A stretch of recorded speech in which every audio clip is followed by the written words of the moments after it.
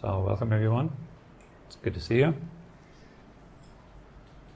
So today's topic is it's nothing personal,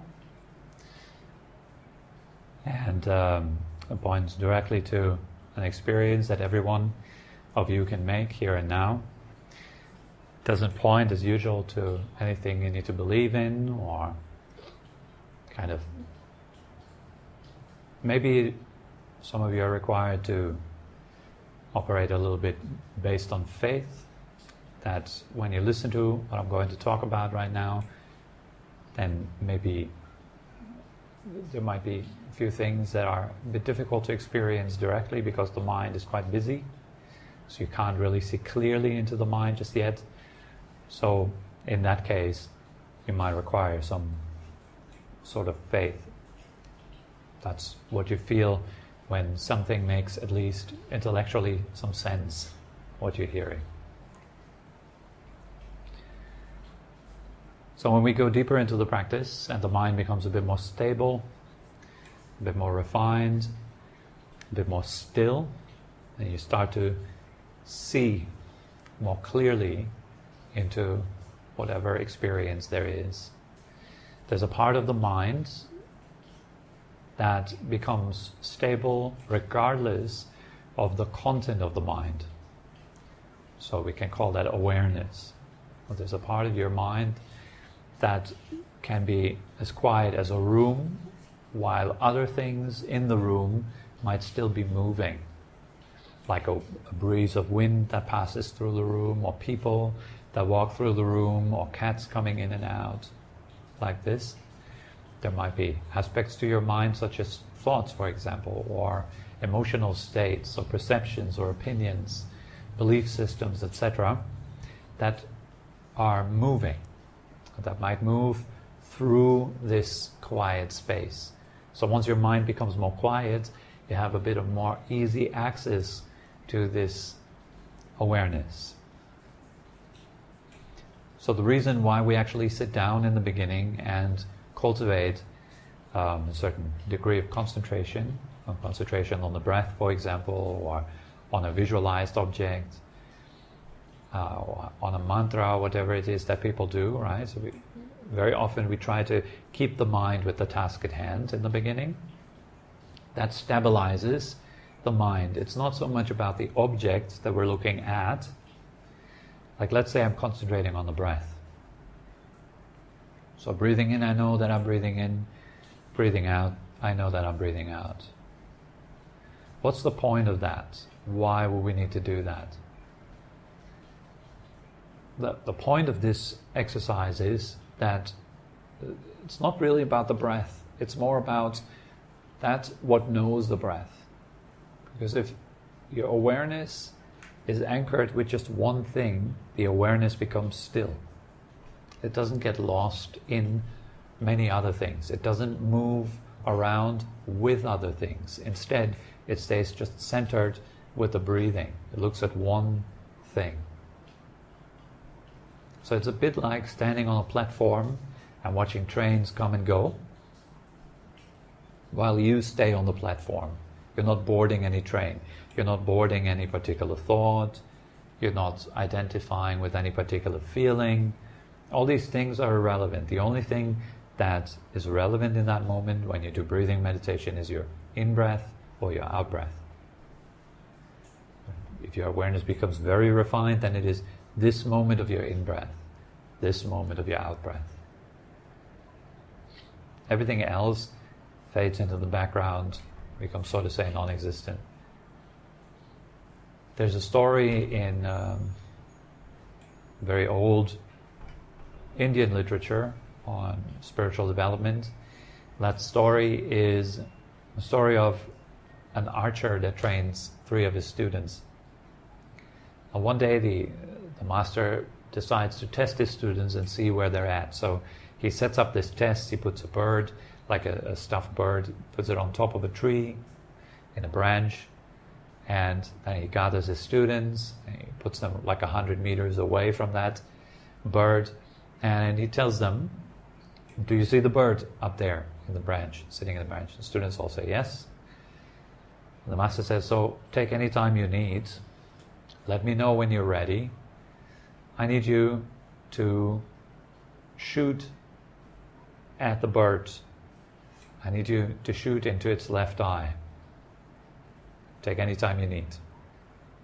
And so the students all get ready, and the first one, he takes out the arrow, he waits, and he meditates. And after a while, he signals, and he says he's ready. And the teacher asks him, so what do you see? And the student says, I see the bird in the tree. And the master says, okay, don't even bother shooting.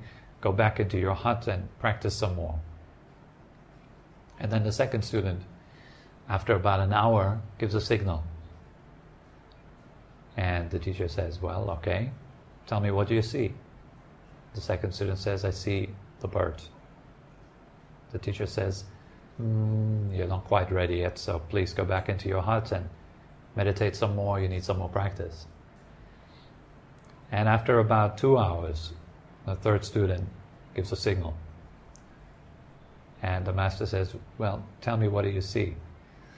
And the third student says, well, nothing but a left eye. So everything but the left eye has completely disappeared. And the teacher says, well, go ahead and release the arrow. And the student releases the arrow and hits the only thing that is left in the student's consciousness, which is the left eye. So in a similar fashion, we stabilize the mind when we do breathing meditation. It's not about stabilizing the bird or the breath. It's about stabilizing that which is aware of the breath. Well, if you notice your own mind and you observe it a little bit, you will find that it's quite busy. And it doesn't even just feel like it is busy, but it feels much more like I am very busy in my mind. We are identified with thoughts, for example, feeling very much like I'm the one that's thinking. I am the voice in my head.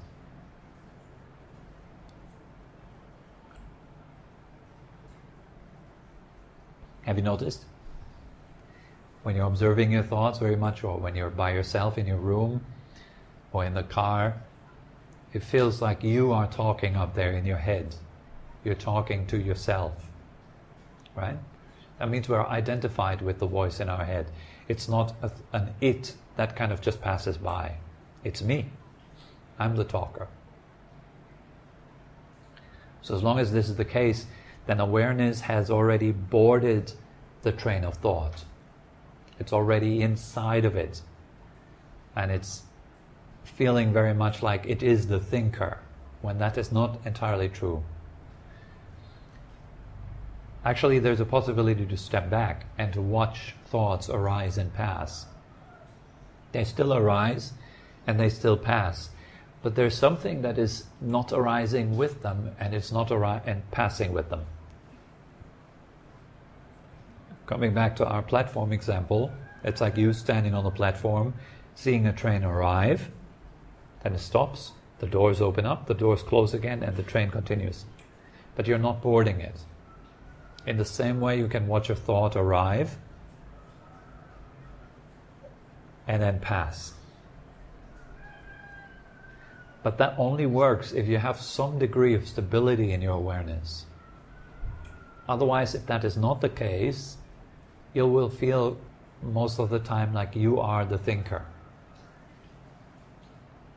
Okay, so the deeper your experience of awareness becomes, the more you feel like you are centered within awareness, the more everything else, like your body, your speech, thoughts, emotions, feelings, and circumstances around you feel that as if they have no impact on you. Like the clouds in the sky, they have no impact on the sky. The sky isn't bothered by the clouds. The clouds are free to come and go. In the same way, if you are somewhat grounded and centered in your awareness, then whatever comes may come, and whatever goes may go. You don't feel threatened by any of what comes and goes. Right now, for many of us, it's more like that. When we sit there and an emotion comes up, like frustration or impatience, then we feel very much like, I am frustrated right now. I'm so impatient. When does it ever stop? How much longer do I have to sit? Instead of seeing that that's a feeling, it just comes and goes. It has nothing really to do with who I am. It's a feeling that passes through. Now, if we all sit in the room together and we sit in meditation and I am frustrated, does it bother you? Does my frustration bother you? It doesn't, right? Why not? Because it's not yours. Yeah? You're not identified with it. You could identify with it, then it might even bother you, even though it's inside of myself. You might identify in some way with it. Say, is he frustrated about me? Am I disturbing him? Maybe I should leave the room so he doesn't have to be frustrated. Maybe you might identify with my frustration in that way. But in general, we would say that another person's frustration is another person's frustration. It's not mine, not my business. Therefore, we can say I'm free of the problem that the other person has. I don't have it. It's not my problem. In the same way, when frustration enters your consciousness and it arises in your being, why make it personal? It's the same. Whether it arises in you or here, it doesn't matter. Frustration arises in an experience. Why attach to it? Why identify with it? Why grab a hold of it? Why not just let it pass? Because it really isn't me or mine, it is just frustration. That's a natural facet of our experience, by the way. We all harbor some degree of frustration. And in meditation, sometimes that kind of gets triggered and it wakes up and it comes up into our being. So, okay, there it is. Why not just leave it alone? Why mess with it? That would be akin to the sky starting to mess with clouds because it doesn't like the clouds very much. That would only happen if the sky forgets that it is the sky. If awareness forgets that it is awareness, it becomes identified with much smaller things. Awareness literally turns into a cloud which is at war with other clouds. So this cloud over there is too big, that cloud over there is too small. Let me manage the clouds, let me try to... And it becomes very much of a struggle, the experience. So precisely, because this is so subtle, it is so difficult because we are mostly identified with whatever comes up. An opinion, an idea, even spiritual ideas. You might get heavily identified with spiritual ideas. Like, I am very aware, I'm very conscious. That's a very subtle one. You might still feel very much identified with that. Like you're trying to be aware and all that kind of stuff. So it's very subtle. That's why we need a degree of stability in the mind so we can actually look through phenomena. Seeing that phenomena that arise as an experience are not personal. It's not personal. That's the name of the talk today. It's nothing personal. It's just business. It's nothing personal. It's just thoughts. It's nothing personal. It's just feelings. If you can see whatever goes on within yourself like that, you can relax. You can be at ease. You literally are able to free yourself from the oppressive mindset that needs to control every single thing that comes. Why would we need to control everything that arises within our experience? We're constantly busy controlling something, controlling our feelings, sorting them, trying not to have the bad ones, trying to have more of the good ones. Trying to sort through and control our thoughts, instead of just letting go, relaxing. I'll give you an example of a man that stands in a river and he's trying to organize the water that flows all around his legs and his arms, and he tries to somehow bring order into the water. and ships are passing by and all that. And he's busy the whole day long trying to organize the water, making it pleasant. He's trying to make the water pleasant by stopping it over here, by making it flow faster over there. Is there much point to that? Given that whatever he does is not even lasting very long. It's not even lasting very long. The only thing he probably does there is just lose a whole bunch of energy. Being unhappy about the way the river flows. So what I'm suggesting is to wake up to this kind of activity, because we're doing that to ourselves, to the river of thought, the river of emotion. We're trying to somehow make it the way it, quote unquote, should be. And that should, where does that come from? Well, it comes from society, from culture, what you have learned. You should always be happy. You should always be successful. You should always look good. And so we're trying that internally also, to always be concentrated, always be enlightened, always, trying to have that ideal. But there is no such thing. All there is a bunch of thoughts coming and going. There's a river of feelings coming and going, flowing all the time. There's nothing to hold, and even if you could hold it, you'd only cause a flood.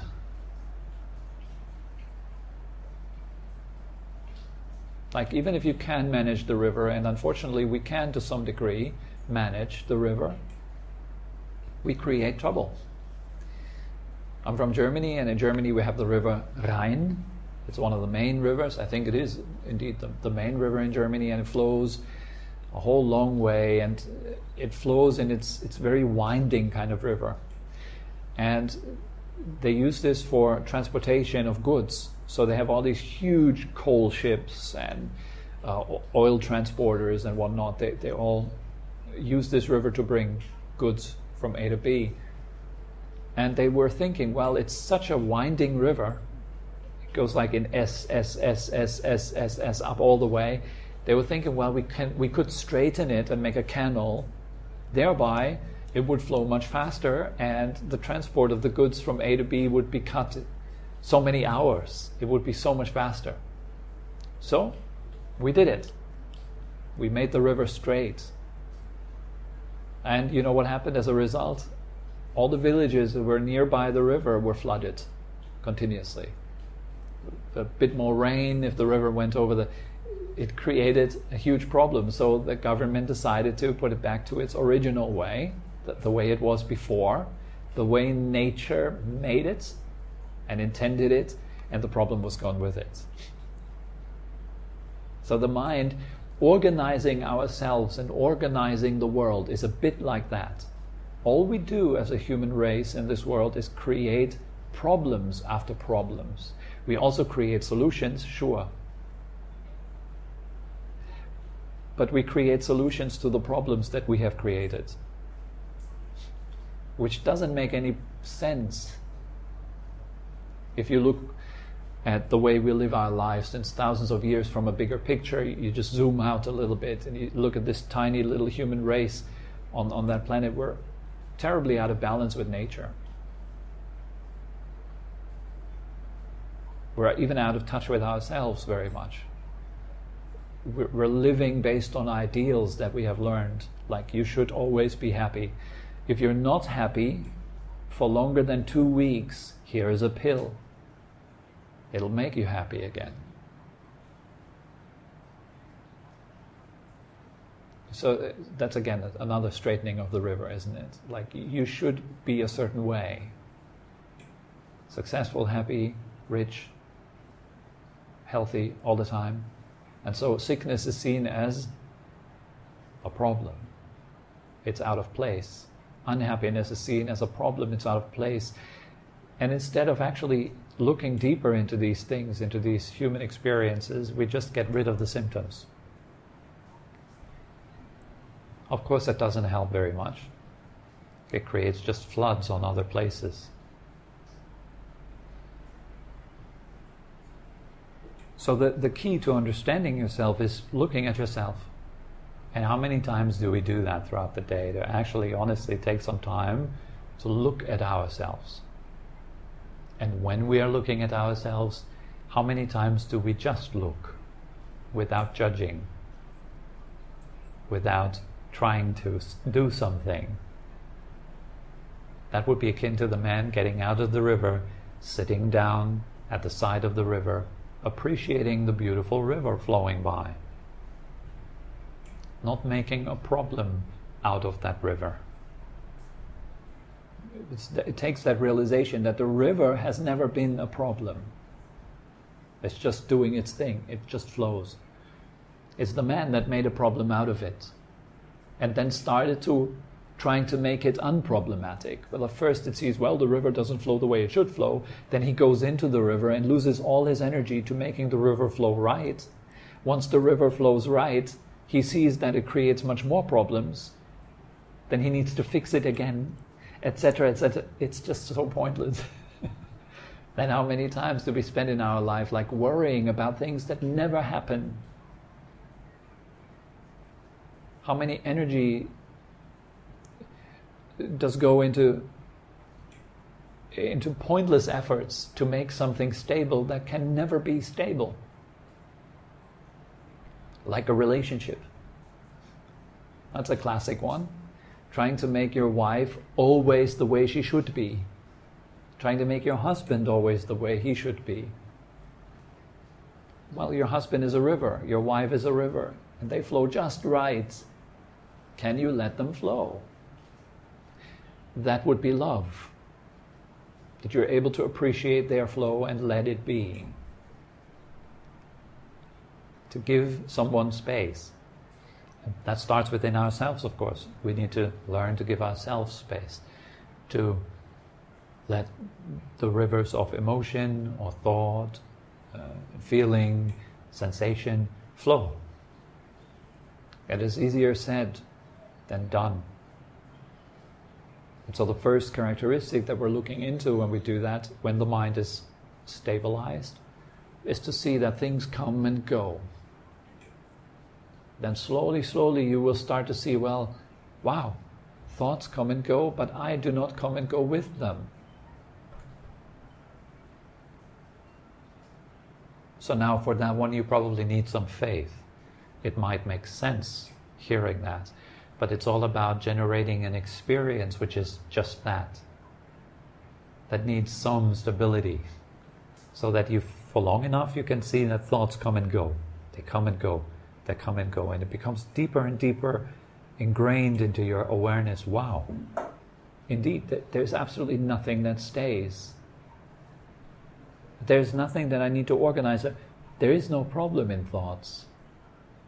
Our thoughts are not there to attack me. Our thoughts are not even my business.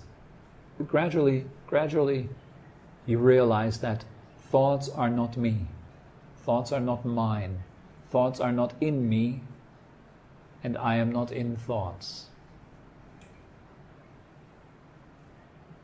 There is thinking, it comes and goes, but it's not my business. As much as you're thinking, it's not my business. If I would get upset about your thoughts, I would have two problems, my own thoughts and yours. It's double burden, right? So why would we get entangled in someone's thoughts? Why would we even get entangled in our own thoughts? Why not just let them pass?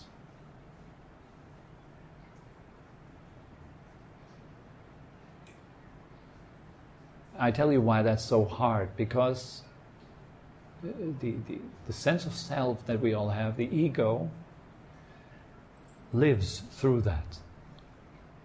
It lives through a voice in our head that constantly talks to itself, day in and day out.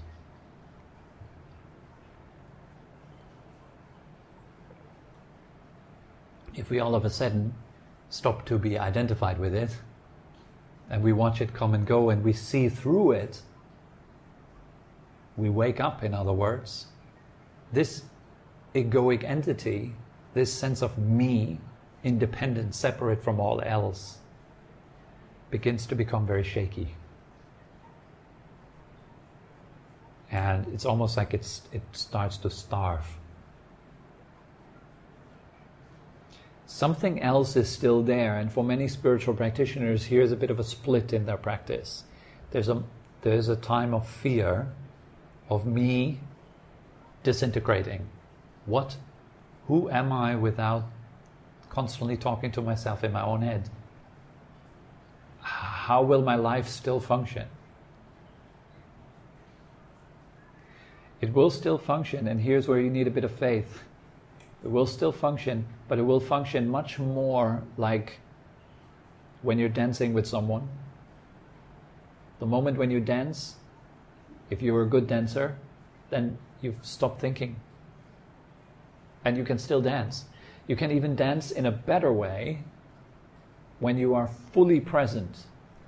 You enjoy the dance.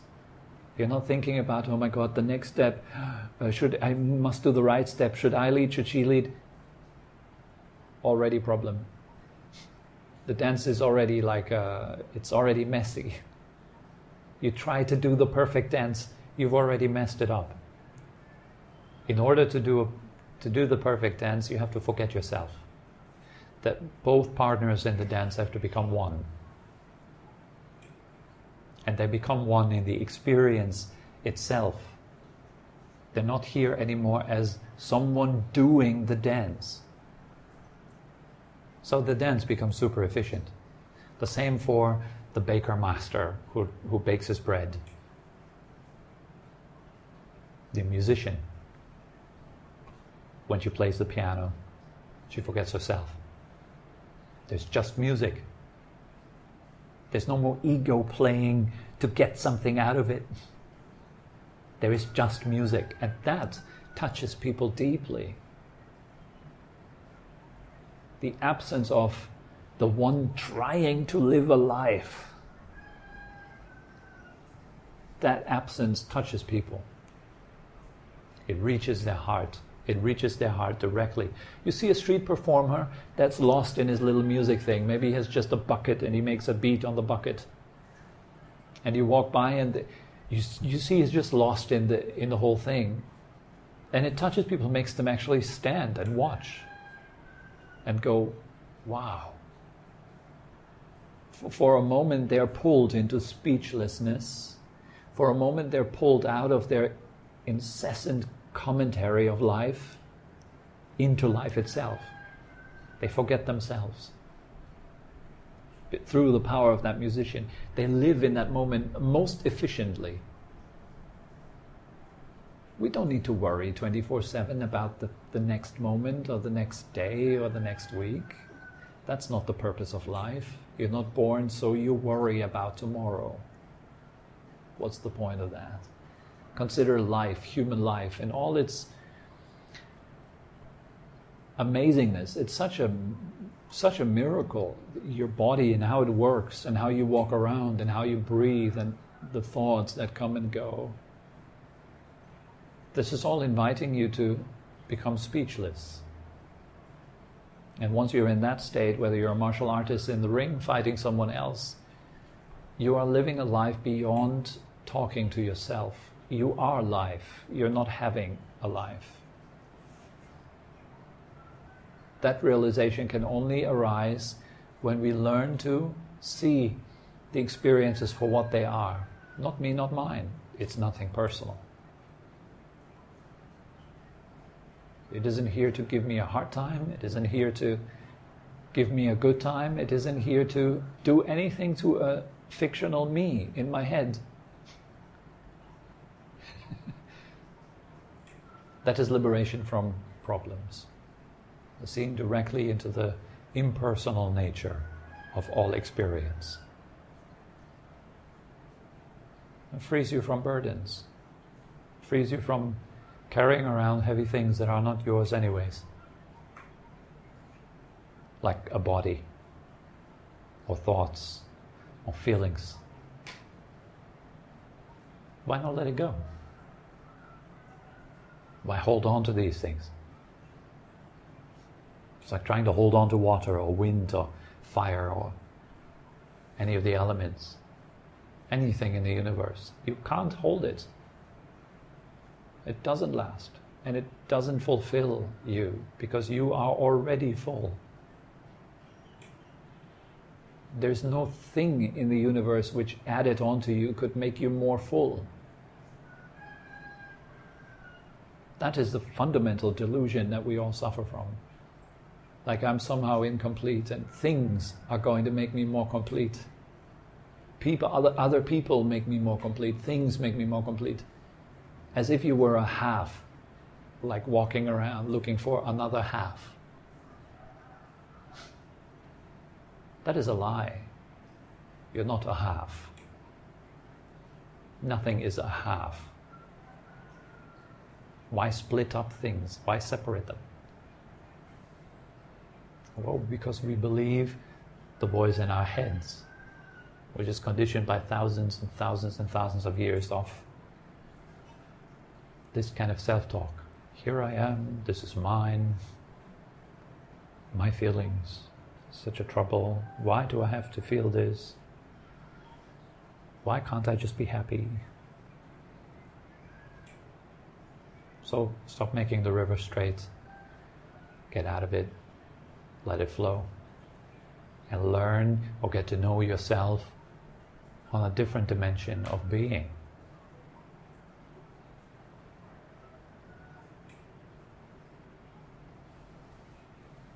So that's pretty much all that comes to mind for today. I hope that was in some way understandable enough, faith-inducing enough, so that we practice and make some effort to see clearly into ourselves. All right? Do you have any questions?